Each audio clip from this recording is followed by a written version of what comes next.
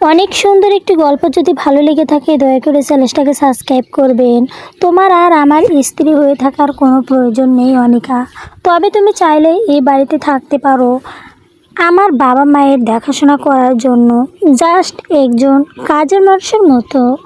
আমার স্বামী আরিয়ান রহমান কথাটা আমাকে বলছিল আমাদের ড্রয়িং রুমে বসে, সেই ড্রয়িং রুমে যেটার দেওয়ালের রং থেকে শুরু করে মেঝের কপাট প্রতিটি জিনিসের টাকা আমি দিয়েছিলাম। আমার পরম যত্ন করা সিলেট বাড়ি ঝাড়বাতির নিচে দাঁড়িয়ে কথাগুলো বলছিল সে। এই ফ্ল্যাটের ভেতরে যেটাকে আমি আমার বাবার দেওয়া গ্রামের জমি বিক্রি করে টাকা দিয়ে নিজের মনের মতো করে সংসার করিয়েছিলাম, সাজিয়ে তুলেছিলাম টাকার বিনিময়ের মতো। এলাকায় মাথা গোঁজার এই ঠাঁইটুকু করতে আমার বাবা তার শেষ সম্বলটুকু আমার হাতে তুলে দিয়েছিলেন। আর আরিয়ান সে কথাটা একা বলেনি, সে বলেছিল তার মা বাবার সামনে দাঁড়িয়ে। আমার শ্বশুর মোত্তাহের রহমান আর শাশুড়ি লুফেন নেহার দরজার পাশে দাঁড়িয়েছিলেন। তাদের ঠোঁটে লেগেছিল এক অদ্ভুত বিজয় হাসি। সেটা কোনো বিড়ফোর হাসি ছিল না, ওই হাসি ছিল এমন কিছু মানুষের যারা অনেক দিন ধরে নিখুঁত পরিকল্পনার পর এই চূড়ান্ত মুহূর্তের অপেক্ষায় দিন গুনছিল। তাদের চাউনিটা এমন ছিল যেন আমি এই বাড়িতে টুকে পড়া কোনো পরিচারিকা, যাকে অবশেষে তার আসল জায়গা বুঝিয়ে দেওয়া হয়েছে।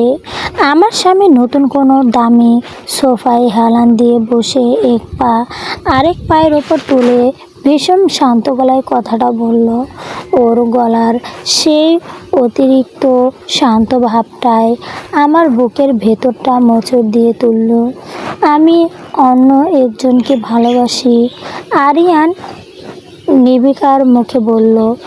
ওর নাম রাইসা, আমি ওর সঙ্গেই সংসার করব, আর বাবা মা এই ফ্ল্যাটেই থাকবে।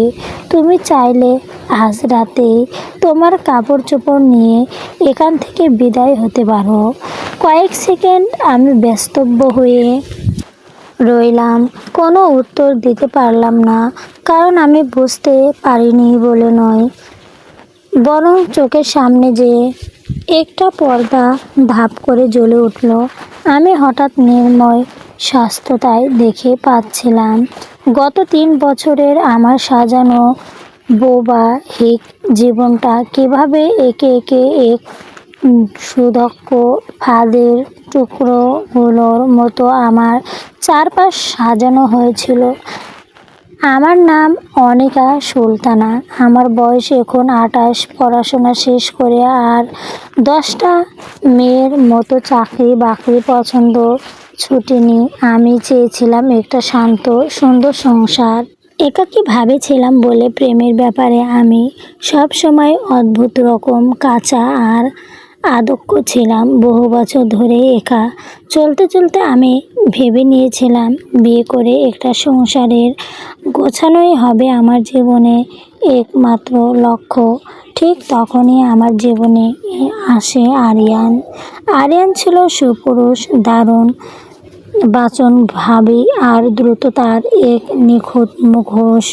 অর্ধে আমার বিয়ের সময় আরিয়ান নিজস্ব ছোটোখাটো ব্যবসাটা খুব একটা ভালো চলছিল না, কিন্তু ওর মুখের মিষ্টি কথা আর ওর মা বাবার অতি ভদ্র আচরণ আমার সরল মনটাকে গলিয়ে দিয়েছিল। বিয়ের পর আরিয়ানের ব্যবসার খাতিরে এবং ওর পরিবারের আবদারে আমি আমার বাবার দেওয়া জমি বিক্রির মোটা অঙ্কের টাকাগুলো অন্ধর মতো আরিয়ানের হাতে তুলে দিই। বানানির এক ফ্ল্যাটটা মনের মতো করে সাজাই, ভেবেছিলাম এটাই তো আমার আপন সংসার।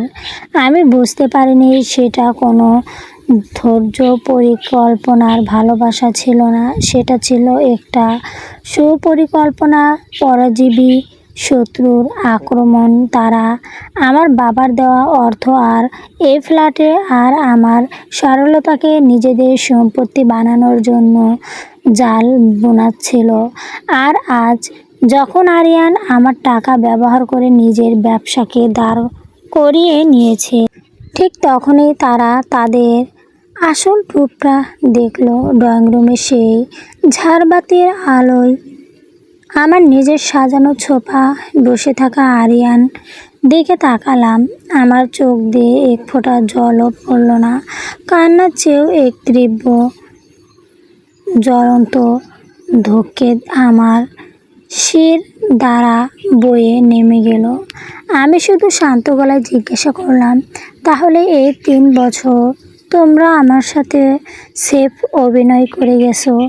আমার শাশুড়ি লুফান নেহার আঁচল দিয়ে মুখ চেপে একটু হাসলেন, তারপর বললেন, অভিনয় না করলে কি তো আর তোমার মতে বোকা মেয়ে বাপের জমি বেচে টাকা আমাদের আরিয়ানের পেছনে ঢালতো? এখন তো সব গোছানো শেষ। আরিয়ান এখন প্রতিষ্ঠিত। এখন আর তোমার মতো মেয়ে আমাদের ঘরে কি দরকার? বিকালের আলোয় ফুটিয়ে রুমে তখন অন্ধকার নামছে, কিন্তু আমার ভেতরের অন্ধকারটা কেটে গিয়ে সেখানে এক ভয়ঙ্কর প্রতিশোধের আগুন জ্বলে উঠেছে। ওরা ভেবেছে আমি নরম মাটির শান্ত মেয়ে, আঘাত করলেই ভেঙে যাব। ওরা ভুলে গেছে শিক্ষিত মেয়ে শান্ত হবে জানে, কিন্তু অন্যায়ের সামনে লড়তেও জানে। আমার শাশুড়ি লুফান নেহারের বিষাক্ত হাসির শব্দ ড্রয়িং রুমের দেওয়ালে দেওয়ালে ধাক্কা খেয়ে আমার কানে এসে বাজছিল।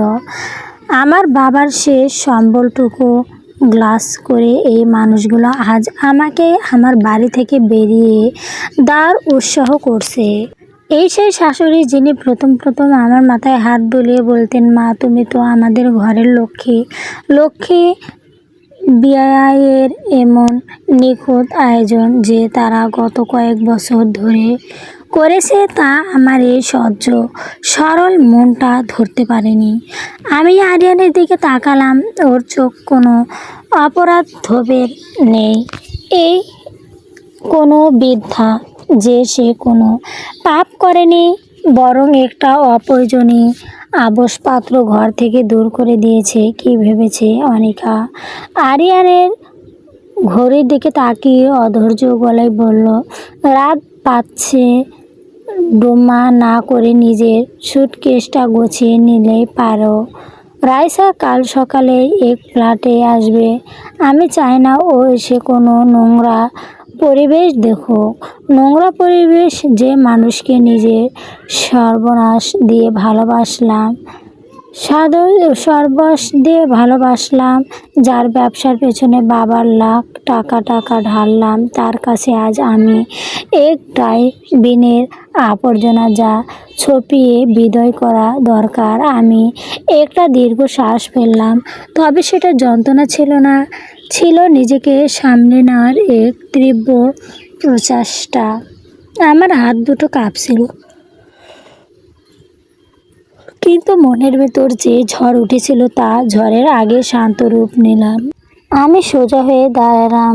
আমি কোথাও যাচ্ছি না আরিয়ান, খুব শান্ত গলায় বললাম আমি। আমার কথা শুনে দরজার পাশে দাঁড়িয়ে থাকা শ্বশুর মোতাহের রহমান হঠাৎ খকিয়ে উঠলেন, মানে কি কোথাও যাচ্ছেন না মানে? আরিয়ানের মুখে শোনার পরেও তোমার লজ্জা হচ্ছে না এই বাড়িতে পড়ে থাকতে? এই ফ্ল্যাট এখন আমাদের। আমি শাশুড়ির দিকে তাকালাম। এই মানুষটার সুগার আর প্রেশার ওষুধ পেছনে প্রতি মাসে আমি 1000 টাকা খরচ করেছি, নিজের হাতে খরচ বাঁচিয়ে। আজ ওনার গলায় আওয়াজ কত চওড়া। মোতাহের সাহেব একটু আস্তে বলুন। আমি আমার গলার টান এক চুলাও নামাবো না। বানানির এই ফ্ল্যাটটা কার সেটা বোধহয় আপনারা ভুলে যাচ্ছেন। হ্যাঁ, আমি চাকরি করি না, কিন্তু এই ফ্ল্যাটের ডিড, অ্যাডভান্সের টাকা আর প্রতি মাসের কিস্তি সব আমার বাবার দেওয়া। জমি বিক্রি, আইডেন্টি পেপার চেক থেকে গেছে। ফ্ল্যাটে আসলে কাগজপত্র এখনো আমার লকারে আমার নামে। আপনারা যে কাগজের জোর এখানে বুক ফুলে দাঁড়িয়ে আছেন, ওটা শুধু একটা পাওয়ার আর আড়ানি ছিল। আরিয়ান ব্যবসার সুধার জন্য যা আমি আইনি নোটিশ দিয়ে বালতি করেছি। আমার কথা শুনে আরিয়ানের মুখের সেই অবিশ্বাস শান্ত ভাবটা এক নিমেষে উধাও হয়ে গেল। ও সোফা থেকে ঝটকা দিয়ে উঠে দাঁড়ালো। অনিকা, মুখ সামলে কথা বলো। তুমি আমাকে মিথ্যা হুমকি দিচ্ছ। আরিয়ান চিৎকার করে উঠল। হুমকি নয়, আরিয়ান বাস্তবতা মনে করিয়ে দিয়েছে। আমি ওর চোখের দিকে সরাসরি তাকিয়ে বললাম, তুমি ভেবেছ আমি পড়াশোনা জানা মেয়ে হয়েও ঘরে বসে আছি বলে বাইরে দুনিয়া চিনি না? আমি চুপচাপ ভালোবাসতে জানতাম বলে ভেবেছ আমার মাথায় বুদ্ধি নেই? তুমি রাইসার ভালোবেসে খুব ভালো কথা। কালই ডিভোর্স পেপার রেডি করো, আমি সাইন করে দেব। কিন্তু এই ফ্ল্যাট একটা 1 ইঞ্চি জায়গাও তোমরা পাবে না। লোফার নেহার এবার আঁচল সরে তীব্র গলায় বললেন, বড় বড় কথা। আরিয়ানের ব্যবসায় যে টাকা দিয়েছ সেটা কি প্রমাণ আছে শুনি? ওটা তো তুমি তোমার স্বামীকে ভালোবেসে উপহার দিয়েছ। মুখ দিয়ে বলেই কাট সব মেনে নেব না? আমি শাশুড়ির দিকে তাকিয়ে এবার একটু হাসলাম, ঠিক ওনাদের মতোই একটা বিজয়ের হাসি উপহার। আমি পকেট থেকে আমার ফোনটা বের করলাম। আম্মা, আরিয়ান যখনই ব্যবসার লস কথা বলে আমার কাছ থেকে 10 লাখ 20 লাখ টাকা নিয়েছে, প্রতিবারও আমাকে ব্যাংক অ্যাকাউন্টের সাইলেন্স সেটা পাঠাতো আর বলতো, বিজনেস দাঁড় করালেই তোমার টাকা সুদ আসলে ফেরত দেব। সে আস্ট স্ট্রিট ব্যাংকের সেটাট আর আরিয়ানের সই করা প্রমিস নোট সব আমার কাছে সুরক্ষিত আছে। আমি সিদ্ধান্ত নিয়েছি, আমি এক আইনজীবীর সাথে কথা বলবো। ব্যবসার টাকা যদি 1 সপ্তাহের মধ্যে ফেরত না পাই, তবে জালিয়াতি আর অর্থ আর আত্মসাতের মামলায় আরিয়ানকে জেলের ভাত খেতে হবে। ড্রয়িং রুমের বাতাস মুহূর্তের মধ্যে ভারী হয়ে উঠল। একটু আগে যেখানে বিজয়ের উল্লাস ছিল, সেখানে এখন এক শান্ত নীরবতা নেমে আসছে। আরিয়ানের কপাল বয়ে ঘাম ঝরতে শুরু করছে। ও হয়তো ভাবতেও পারেনি যে মেয়েটা গত 3 বছর শুধু হ্যাঁ বলতে জানতো, সে এতটা নিখুঁত ভাব সব হিসাব গুছিয়ে রেখেছে। বিকালের আলোয় পুরোপুরি নির্ভেব গিয়ে ঘরের ভেতরে এখন শুধু আইসোলেট ঝাড়বাতির উজ্জ্বল আলো। সে আলোয় আমি আমার শ্বশুর, শাশুড়ি আর স্বামীর ফ্যাকাশে হয়ে যাওয়া মুখগুলো পরিষ্কার দেখতে পেয়েছিলাম। আমি আমার রুমের দিকে পা বাড়ালাম, দরজার কাছে গিয়ে একবার থামলাম, তারপর পেছনে ফিরে আরিয়ানের উদ্দেশ্যে বললাম, আজ রাতটা আমি আমার ফ্ল্যাটের মাস্টার বেডরুমেই ঘুমাচ্ছি, আর তোমরা আরিয়ানের রুমের ওই নতুন সোফায় চাইলে রাতটা কাটাতে পারো, কারণ আগামীকাল থেকে এই ফ্ল্যাটে তোমাদের থাকার ভাড়াও আমি হিসাব করে উল্লাস করব। ওরা ভেবেছিল আমি ভেঙে পড়ে এক অসহায় নারী। ওরা জানতো না, আঘাত যখন দেওয়ালে পিঠ ঠেকিয়ে দেয়, তখন শান্ত মেয়েটাও চারুমূর্তি হয়ে উঠতে পারে। যুদ্ধটা কেবল শুরু হলো। আমার মুখের ওপর দরজাটা টেনে দিয়ে যখন মিস্টার বেডরুমে ঢুকলাম, তখন আমার পুরো শরীর কাঁপছিল। এতক্ষণে বেডরুমে যখন আনুমানিক দুটো দেখেছি, তা ছিল সোফেস আমার আত্মসম্মান বাঁচানোর শেষ দেওয়াল। বিছানায় বসা মাত্রই চোখের ফেটে জল চলে আসতে চাইল, কিন্তু আমি শান্ত করে বললে নিজের ঠোঁট কামড়ে ধরলাম, না, এই আসক্ত আরিয়ানের জন্য নয়, এই আসক্ত আমার বাবার সরলতার জন্য, আমার নিজের অন্ধবিশ্বাসের জন্য। সারা রাত ড্রয়িং রুমে থেকে ফিসফিসানি আর অস্থির পায়ের আওয়াজ ভেসে আসছিল। তিনি পরজীবী বুঝতে পারছিল তাদের পায়ের তলায় মাটি আর আগের মতো শক্ত নেই। পরের দিন সকাল 8টা আমি ড্রয়িং রুমে আসতেই দেখলাম থমথমে পরিবেশ।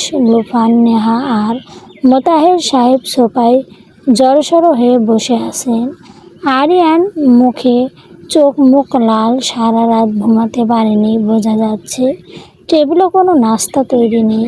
রান্নাঘরের ভুয়াকে সম্ভবত ওরাই বারণ করেছে। আমাকে দেখে আরিয়ানের গলা খাঁকরিয়ে দিয়ে উঠে দাঁড়ালো। কালকের সেই উৎসাহ ভাবটা অনেকটাই গায়েব। সেখানে এখন এক কৃতমূত্র অনুন্নসয় সুর। অনিকা বসে, আমাদের একটু ঠান্ডা মাথায় কথা বলার দরকার।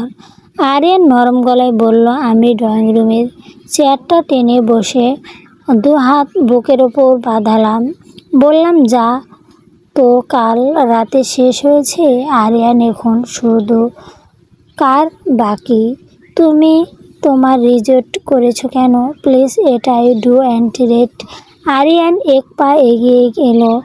রাইসার বাবা একজন বড় ব্যবসায়ী, ওনার পলিটিক্যাল পাওয়ার অনেক। এখন সাথে আমার এই নতুন প্রজেক্ট চুক্তিটা সাইন হয়ে গেলেও আমি তোমার বাবার সব টাকা এক কারাদণ্ডে বুঝিয়ে দেব। শুধু রাইসার এই ফ্ল্যাটে কয়েকটা দিন থাকতে দাও। এই একটু অভিজাত পরিবেশের আস্ততায় তাই আমার বাবার টাকায় কোনো ফ্ল্যাটটা আর নতুন শাশুড়ির কাছে আফসোস করার জন্য লাগবে। তাই তো আমার গলা উৎসাহটুকু আরিয়ানকে তীব্র মতো বিঁধল। কতটা নিচে নামতে পারলো তুমি আরিয়ান? লেন শোধ করার মেদুর নেই। বাবা নতুন বিয়ের শখ। ঠিক তখনই কলিং বেলটা বেজে উঠল। লুফান ডেহার সোফা থেকে লাফিয়ে উঠল। ও তো রাইসা চলে এসে মনে হলো। ও বলেছিল আজ সকালে এসেছে আমাদের সাথে দেখা করবে। ওনার মুখে আবার সেই তীক্ষ্ণ স্থির আশার আলো। দরজাটা খুলে ভেতরে ঢুকলেন একজন মধ্যবর্তী বয়সী গভীর লোক, যার পেছনে কোনো কাট পরে দুজনের ব্যক্তি। লুফান নেহার মুখের হাসিটা মস্ত হয়ে গেল। আপনারা কারা? মোতাহের রহমান জিজ্ঞাসা করলেন। ভদ্রলোক চশমাটা ঠিক করে আমার দিকে তাকালেন। আসসালামু আলাইকুম, আমি অ্যাডভোকেট সাফুল্লাহ, হাইকোর্টের সিনিয়র আইনজীবী। Mrs Anika Sultana, legal adviser. আমি উঠে দাঁড়িয়ে ওনাকে স্বাগতম জানালাম। আসুন ভাইয়া, ড্রয়িং রুমে বসুন। আরিয়ান ব্যস্ত স্থির হয়ে আমার দিকে তাকালো। তুমি এর মধ্যেই উকিল ডেকে এনেছো? আমি সময় নষ্ট করতে ভালোবাসি না আরিয়ান, আমি শান্ত গলায় বললাম। অ্যাডভোকেট আপস সাহেব সোফায় বসে ফাইল থেকে কাগজটা বের করলো। ওনার গভীর কণ্ঠস্বর ড্রয়িং রুমে এক নতুন আতঙ্কের দৃষ্টি করল। মিস্টার আরিয়ান রহমান, আমার ক্লায়েন্ট অনিকা সুলতানার পক্ষে আমি আপনাকে এর অপমান পরিবারক একটি আইনি নোটিশ হস্তান্তর করতে এসেছি। প্রথম এই ফ্ল্যাটের মালিকানা সম্পূর্ণ অনিকা সুলতানা। এখন আপনার নামে যে আর আমদানি দেওয়া ছিল তা আজ সকাল 9টায় রেজিস্ট্রার অফিস থেকে অফিসিয়ালি কালেকশন করা হয়েছে। সুতরাং এই ফ্ল্যাটের ওপর আপনার কোনো আইনি অধিকার নেই। আরিয়ান মুখটা সাপসার মতো ফ্যাকাশে হয়ে গেল। উকিল সাহেব থামলেন না। তিনি আরেকটি কাগজ এগিয়ে দিলেন।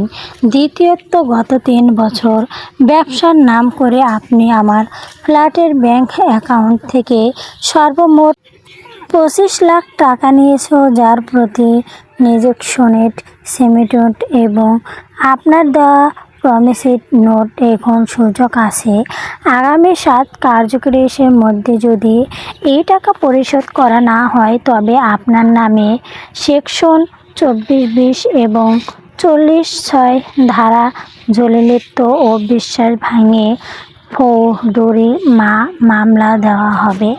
25 লাখ টাকা লুফা নাহার চিৎকার করে উঠল, এসব ভুয়া কাগজ, কোর্ট এসব মানবে না। কোর্ট কি মানবে সেটা কোর্ট গেলেই বুঝবেন। লেডি আফরোজ সাহেব শক্ত গলায় বললেন, হ্যাঁ হ্যাঁ মিস্টার আরিয়ান, যেহেতু আপনি নিজেই স্বীকার করেছেন আপনি অন্য এক নারীর সাথে সম্পর্ক লিপ্ত এবং আমার ক্যান্ডিডেট বাড়ি থেকে বের করে দিতে এসেছেন, তাই খোরপোশ এই ডিভোর্স সেটেলমেন্টের জন্য আমরা আরও 20 লাখ টাকার মানহানির মামলা রেডি করেছি। সব মিলে 1,05,00,000 টাকা। অন্যথা আজ বিকেলের মধ্যে পুলিশ আপনাকে অ্যারেস্ট করতে আসতে পারে। আরিয়ান ধপ করে সোফা বসে পড়ল। ওর কপাল বয়ে টপ টপ করে ঘাম ঝরছে। যেটা রাইসার বাপের ক্ষমতার দপেটে ও আমাকে উচ্ছেদ করতে চেয়েছিল, সেই রাইসাই পরিবারের জন্য এই জালিয়াতির মামলার আসামিকে লাথি মেরে বের করে দেবে, সেটা আরিয়ান খুব ভালো করেই জানে। মোতাহের রহমান এই কাঁপা কাঁপা গলায় বলল, মা অনিকা, তুমি তো আমাদের ঘরের মেয়ে, একটু ভুল বোঝাবুঝি হয়েছে। আরিয়ান তো রাগ করে, মোতাহের সাহেব আপনি ওনাকে থামিয়ে দিন।